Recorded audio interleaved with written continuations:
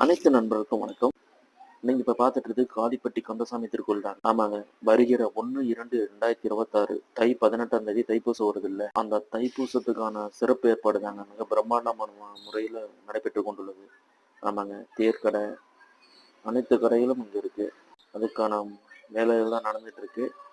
மறக்காம தைப்பூசத்துக்கு எல்லாம் வந்து முருகன் அருள் பெற்று செல்லுமாறு கேட்டுக்கொள்கின்றோம். அதாவது ஒவ்வொரு தைப்பூசத்துக்கும் நம்ம காளிப்பட்டி கந்தசாமி திருக்கோயிலை பொறுத்தவரைக்கும் வருஷம் பக்தர்கள் எண்ணிக்கை அதிகரிச்சுக்கிட்டே போகுது. அதுதான் ஒரு உண்மை. அதாவது ஒவ்வொரு வருஷமும் நம்ம காளிப்பட்டி கந்த திருக்கோயில் பக்தர்கள் எண்ணிக்கை அதிகரிச்சுக்கிட்டே போகுதுதாங்க அது ஒரு உண்மை. ஆமாங்க.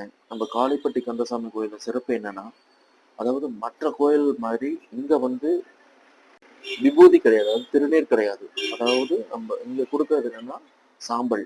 அதாவது சாம்பல், எரிக்கப்பட்ட சாம்பல். அதாவது நீங்க ஆலை கரும்புன்னு சொல்லுவாங்க. அந்த ஆலை கரும்பு சாறு எடுத்து அந்த மீதி இருக்கிற சக்கை, இந்த சக்கையை வந்து எரிச்சு சாம்பலாக்கி பவுடராக்கி அது ஒரு மூலிகை.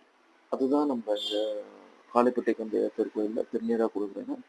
அந்த திருநீர் என்பது ஒரு மிகப்பெரிய வரலாறு இருக்குங்க. அது ஒரு அடுத்த வீடியோவில் நம்ம பார்க்கலாம். ஓகே, அனைவரும் மறக்காம தைப்பூசத்துக்கு வாங்க. காளிப்பட்டி கந்த திருக்கோயில்